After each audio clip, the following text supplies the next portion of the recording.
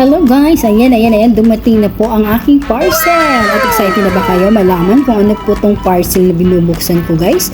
Abang mga ka-friendships dyan at mga ka-boyfriends dyan. O ayan, maliit na box. Ano kaya yan? We'll see. Ayan. Ang bilis ko dyan, kasi excited na po ako malaman or makita kung ano yan. Ay, sana all na lang talaga. Show me. Wow! Oh, wow! It's an earrings. Ayan, earrings po yan, guys. Ayan, regalo ko po yan sa sarili ko po.